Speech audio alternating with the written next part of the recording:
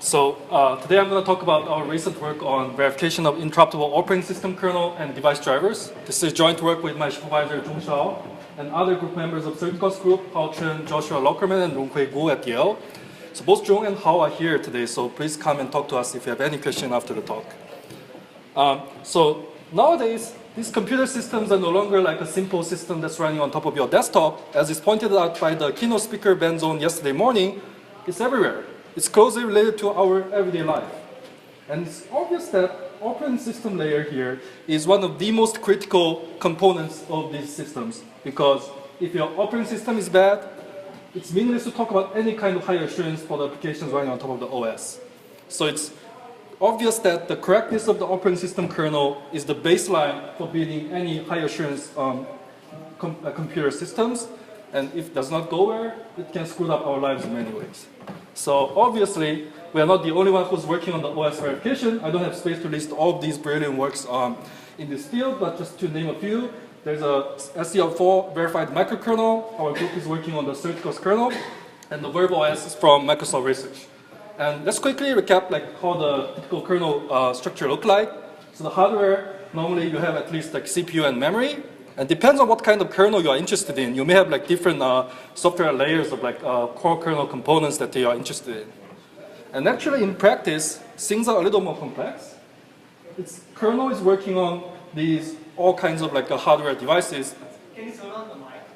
I did not turn on. Hello? Yeah. Awesome. Sorry about that. Is it too loud? That's perfect. Okay. So the kernel has to work with all these hardware devices. And in order to manage these hardware devices correctly, there are all these kind of device drivers. And this, you may ask the question that do we really care about these guys at all? Like, do we really need to verify these device drivers? So let's look at how these guys are doing in the like mainstream operating system kernel. So it's reported that 70% of this particular Linux kernel are device drivers. And 70% of Windows crash are caused by third-party driver code. So what do I say? So our work on device driver verification is built on our previous work on verified mCert kernel, presented by last year's Topo. It's a single core version of larger Certicos kernel. It can configure as a hypervisor, so we can put the Linux as a guest on top. And we have been aggressively using the abstractions over deep specifications, and we actually decompose the whole kernel into 37 different abstraction layers. And our claim is that by doing this, it really makes your proof more modular and easier by verifying each of the function at the right abstraction level. But here, at that point, none of the device drivers are verified. So if you run part of the driver inside the kernel, that's going to become part of your trusted computing base. So what are challenges in device driver verification? The biggest challenge is these hardware device trigger interrupts. And if you enable the interrupt in the kernel for better interrupt processing latency, that literally means every fine-grained kernel execution can be interrupted. And why is that problematic? Let's look at like how we verify programs in practice. So this mboot denotes like an abstract machine that has a memory and register set as a state. And some of the assembly instructions in this pop-up box that's manipulating this memory and register set. And because the abstract machine it also has an abstract logical states here, and a bunch of primitives that's manipulated on these like logical states. And then you may be interested in introducing and verifying a piece of software running on top of this abstract machine. And the way we normally do that is we write some atomic logical specification on abstract behavior of this function, and we prove that this function satisfies your spec. But in the presence of interrupt, it is not even clear or not even true that your function satisfies your spec, because in the middle of this function, you'll be interrupted. And your control flow jumps to a completely different place, and when it returns, hopefully, your system state has already been significantly changed. So unless you are willing to encode all possible interleaved executions of how you are interrupted by all these kinds of devices and the behaviors of the interrupt handler itself within your specification itself, you will not be able to prove that your function satisfies your spec. And this is even true for the driver code. When some of these device driver code is running, you will be interrupted by other devices. And for the similar reason, it is very hard to prove that the function actually satisfies the spec. And of course, it also faces some other challenges. In reality, interrupt hardware are dynamically configured, so you really need to formally prove your interrupt hardware controller hardware are correctly initialized and configured. Otherwise, you will not get the desired interrupt behavior. and device and CPU run in parallel. So this forces us to deal with some kind of limited form of concurrency. And just like any other system programs out there, device drivers are written in a language called C. And there's always some little portion of assembly code that is always married to a part of your C code. More importantly, we want all of these characteristics out of different components to be linked formally. So we are preventing using different formalisms in the single verification to prevent introducing semantic gaps among different formalisms that we use. Because people normally found in practice that you either make some inconsistent assumptions among different components or sometimes even contradicting assumptions, which suddenly invalidate the whole proof. So in the Certicals project, we do the programming, specification, and verification all in the code proof system.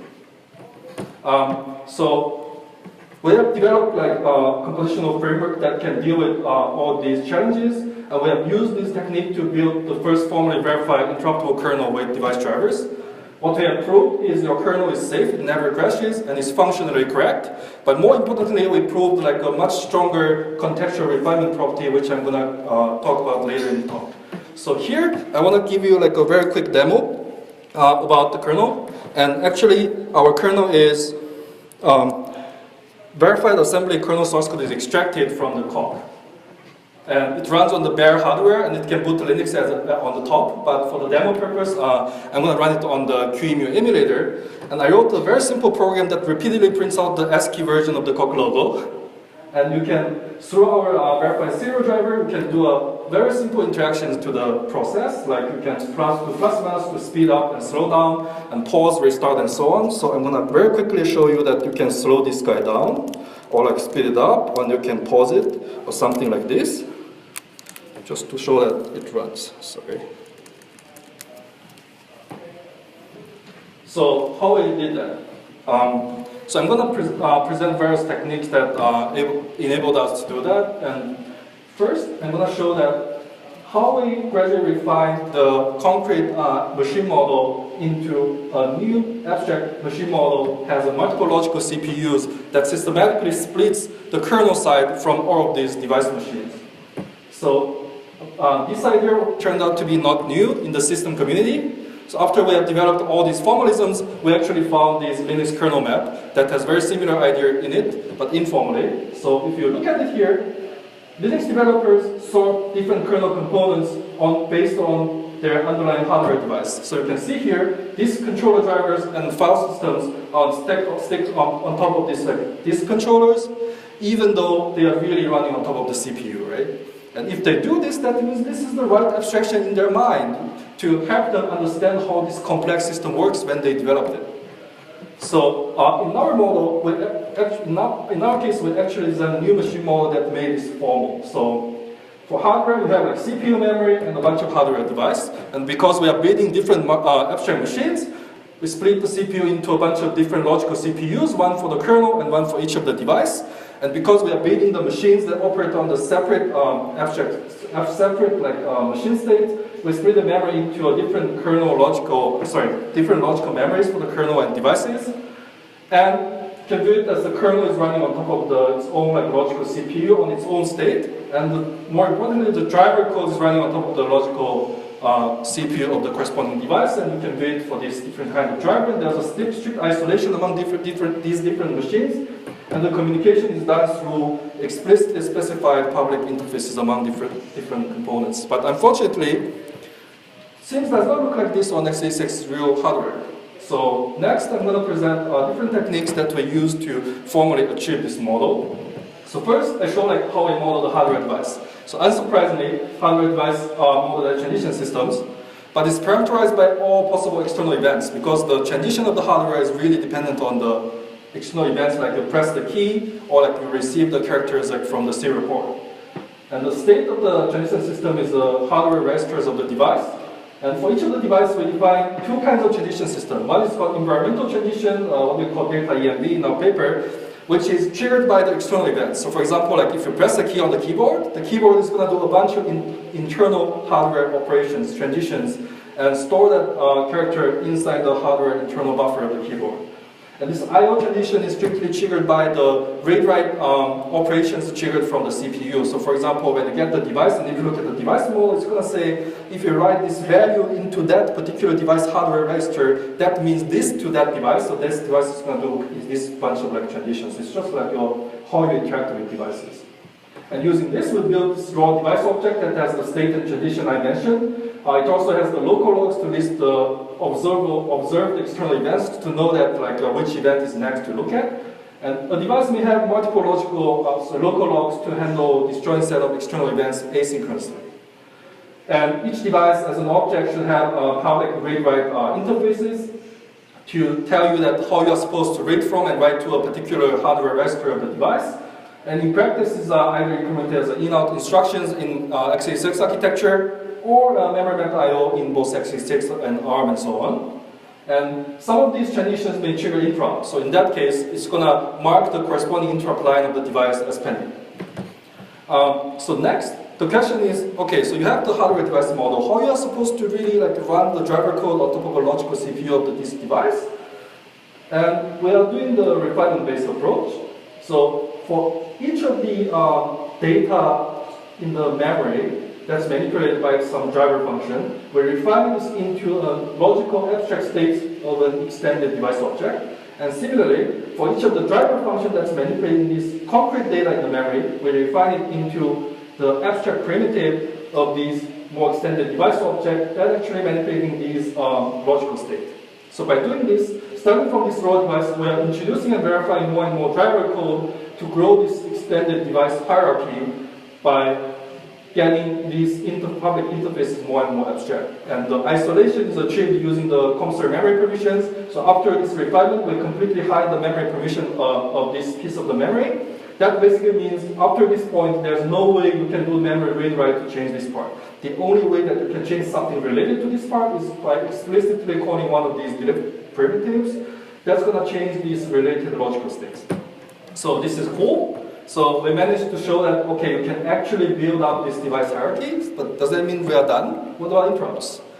So hopefully, ideally, when the interrupt is triggered, it will be good that it's only related to this machine, right? And then this device machine is going to handle it. But unfortunately, that's not the case. If an interrupt is triggered, the CPU is responding to the interrupt by temporarily suspending the current execution and save the current context into the chat frame on the stack. And if you have a bunch of interrupt controller hardwares, they are also doing something for this interrupt because they are acting as a bridge between your CPU and the device. So how do we fix this problem? Before we talk about that, let's quickly look at how the interrupt works in real x86 hardware. If a device triggers an interrupt, it goes to the interrupt controller, which then passes to the CPU. And CPU is going to save the current context into a check frame and jumps to the interrupt service routine. And then the interrupt is handled, and if it's a good one, it will eventually raise an end of interrupt signal, and then do I return. But as I mentioned, because of this interrupt hardware are dynamically configured, it's possible that at some point you must out corresponding device interrupt line, right? In that case, no interrupt will be passed to the CPU. That line will be just marked as a pending there. Or it's also possible that the CPU may just disable the interrupt. And in that case, the interrupt lines will all pen here up until the CPU re-enables it. But when everything is unmasked and enabled, you can see that a simple behavior of interrupt handling is related to multiple different entities. Like interrupt is triggered and goes to the interrupt controller and CPU, and at some point it's handled. But for example, if you want to support nested interrupt, then that means you want to turn on the interrupt before you jump to the interrupt handler. And then here we mask out the corresponding interrupt line to make sure there's no nested interrupt coming from the same IRQ. So it looks complex. So there are two ways to handle this, two solutions. One is we came up with a new hardware interrupt model. Let's quickly look at how this thing works. Like if a piece of kernel code is running, even though it may have nothing to do with the device, it will be interrupted, and it will be handled there. And then it will come back and continue. And it will be interrupted again, and you can see that even though this part of the code has nothing to do with this side, like these devices, you still have to think about these things. Up until at the point you really want to do some low-level interactions with the device, so you may want to raise some values from the register of the device or write some value to it. So then we have a pattern that you want to temporarily mask out the corresponding device line to make sure that the device state is consistent, and then you're going to involves a bunch of read-write primitives to do a bunch of interactions with the device.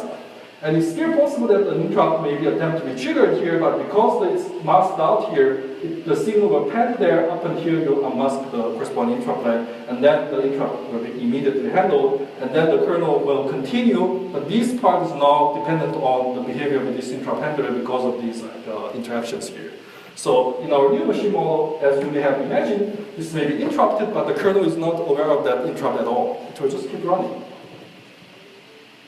Up until you want to mask out the corresponding interrupt line, that means you want to do some interaction with the device. So here we treat this as a synchronization point that you want to get the handle all these unhandled interrupts to get the device state up to date so that these read writes is going to return the same value. And after that, you unmask the corresponding interrupt line, and then it's responsible to handle all of these pending interrupts there. So details are in the paper, but to be very quick, like interrupt disable, repeatedly scans all of these external events and handle external events and performs the environmental transition, and then for each of these interrupts, it's going to handle it. And it's similar for the enable. It's responsible for these the behavior of these interrupts that triggered within the interrupt. When the interrupt is disabled, it's going to be delayed up until you enable the interrupt. And it's still recursive because within the interrupt, when you are handling that particular interrupt, you may be interrupted again, and that's another pending interrupt. So you keep going up until there's an interrupt handler, and there's no attempt to trigger any interrupt within that.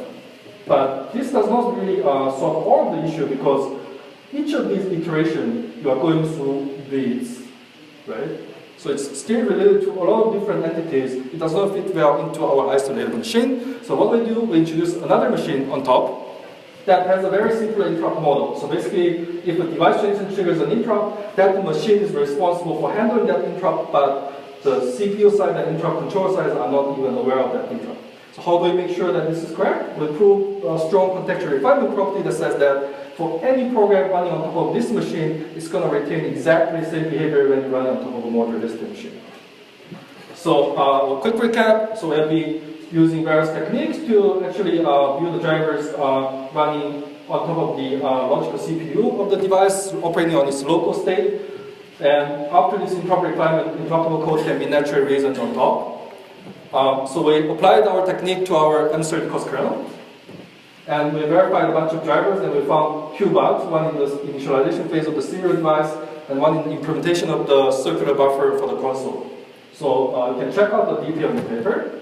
So to do that, we modeled a bunch of hardware devices. So you can see here like a UART controller for the serial, and this IO EPIC and local EPIC for the interrupt controllers, and the CPU interrupt handling mechanism and so on. So we verified the drivers on top using these hardware models. So to zoom in, these are the states of the serial device. And as I mentioned, we defined two different kinds of transitions for this serial. And we also defined these public interfaces like serial read and write. And we also verify the serial interrupt handler. The kind of point I want to make here is like we do not verify the interrupt handler directly on top of the serial hardware model. So following our layer-based approach, actually verification of serial interrupt handler is achieved across multiple abstraction layers. So for example, we first verify that the serial hardware is correctly initialized and abstracted the flag. And the gather method called serial exists to see whether the serial is correctly initialized or not. And then we also verified the circular buffer data structure of the console buffer to make sure that we can save the corresponding characters that we receive from the serial hardware to the console. And together with the semantics of this serial weight that we get from the serial hardware model, we verify a function. Next layer, we verify a function that actually retrieves a character from the serial and put that into the console buffer. And use that to finally prove the serial interrupt handler by repeatedly retrieving all the characters and putting it into the console. So similarly, we also verified like the output message functions that will actually output the characters to the serial because it's possible because now we really have what this really means to the serial device. And we can use this to verify like more complex drivers, like outputting a string. And the point here is that you can even make part of this driver code interruptible. So for example, if you want to make this interruptible, you can introduce and verify this particular function at the abstraction layer where you completely turn on the interrupt in the kernel. Then, when you really need to call this function, which has the precondition says that you are supposed to turn on the interrupt, turn off the interrupt, then you can wrap it with the corresponding interrupt disable and enable that I just explained just now. So, what we have proved that total functional correctness of the kernel is safe, it never crashes, but this is not really enough, because like just looking at the kernel itself is not interesting. What really interesting is when you run this kernel together with some other kernel extensions, when you run this together with some other user programs, and when you run this as a hypervisor and run it together with some guest programs, and what's going to be the property of your whole system, right? So actually, this is not easy, because think about it. It's not just about like a piece of kernel function satisfies your specification of system call something. Imagine that the user program is running, and in the middle it's accessing like some part of the memory that's not allocated yet, then it's going to trigger a page fault. So the behavior of this user program is directly linked to the behavior, actual implementation of the virtual memory in your kernel, and the behavior of the interrupt handler.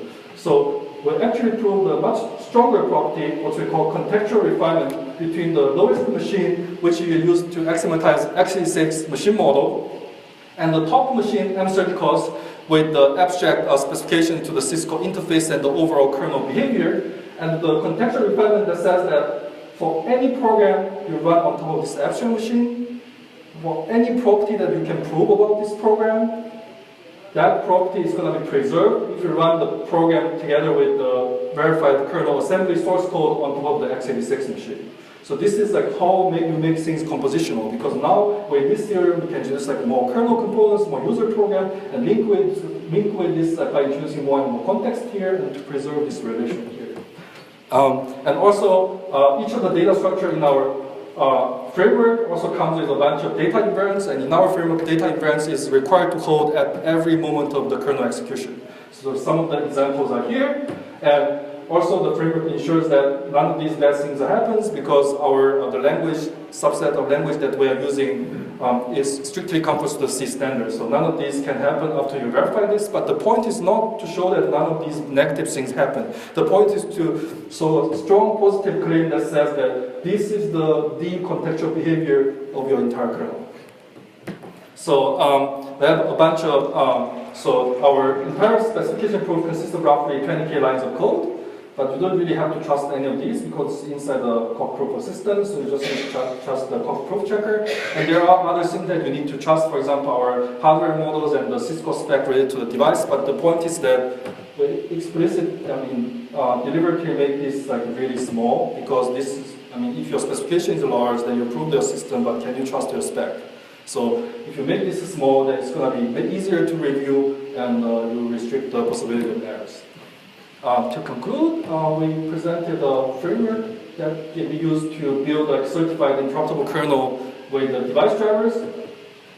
And we apply this technique to the M30cos kernel. Currently, we are working on a bunch of kernel extensions. We're working on other drivers in the M30cos. One of our colleagues is working on verification of the disk drivers for the purpose of building a verified file system on top. And we are very actively working on supporting full-blow concurrency in the M30cos kernel to build an interruptible concurrent M30cos kernel running on top of a multiple machine. And we are also looking into what kind of cool features we can bring in from these mainstream operating system kernels, and hopefully at one day where we get a much larger verified system. Any questions?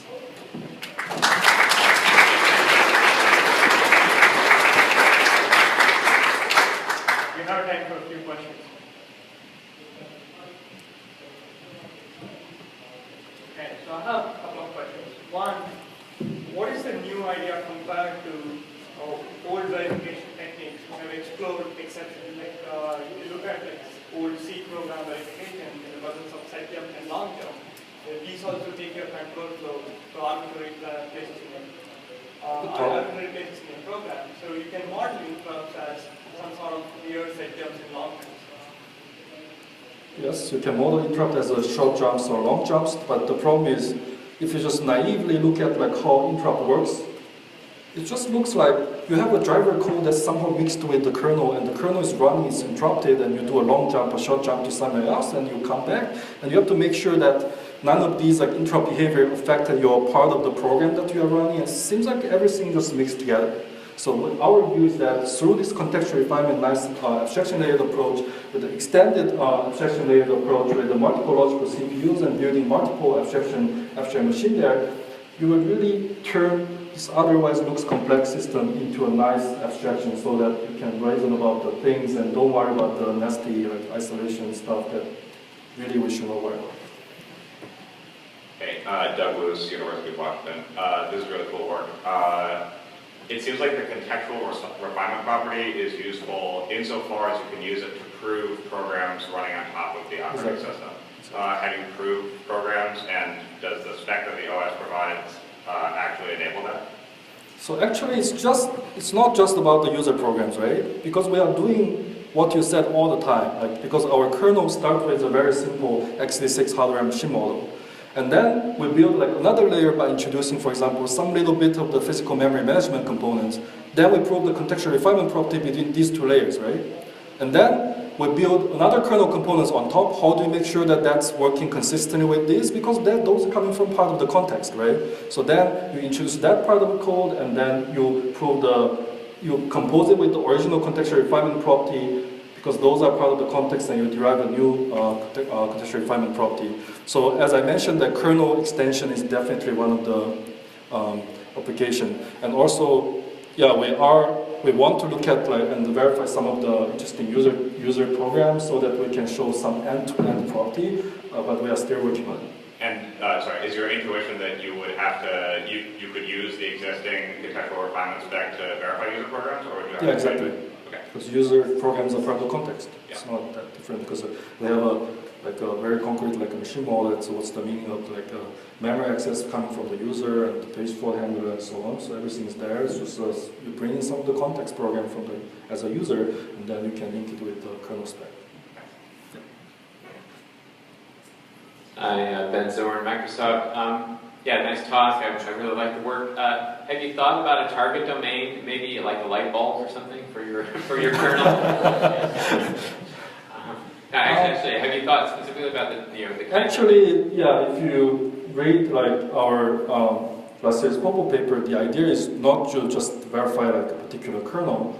It's just like a proposal, like a compositional framework that you can use to verify all kinds of kernel. And if you look at the evaluation section of our paper, we're basically saying, okay, we verified the base kernel, and we show that how it is easy to extend this base kernel into the kernel with the hypervisor mode, and how it's easy to get rid of some of the layers and compress it, and then come up with an operating system suitable for embedded system. And there contains like all these details about so embedded system can be definitely like.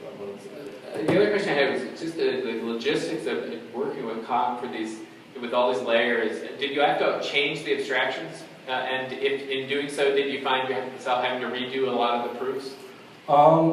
So it's gonna be much better than like you are not doing the layering. I mean, of course, like if you are adding more components that are not that contradictory with the original stuff, you don't really need to change much. For example, like we have the base kernel, and then we inject between the process management trap handler, we injected the virtualization layer as plugged in, and then it becomes a hypervisor kernel. If we kick out virtual memory and the hypervisor and all this sort of stuff, the trap handler and so on, and run everything in the kernel, then just become the kernel for the embedded system.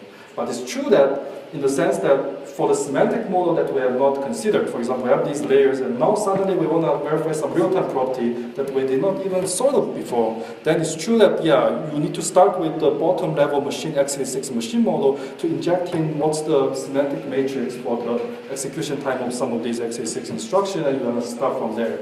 But that's not really a problem of this abstraction layer. That's because we did not really think about those properties really. So. Yeah, it just seems like there's the practical matters of people working to build these things and what kind of tool support would make them more efficient, et cetera, and things like that. And, you guys are some of the first that are actually thinking about building this, kind of proofs at this scale for this kind of systems. Hi, Bobby Powers, first. I think this is really neat work, and I would love to look at it sort of in more depth. Do you guys have an artifact available or a plan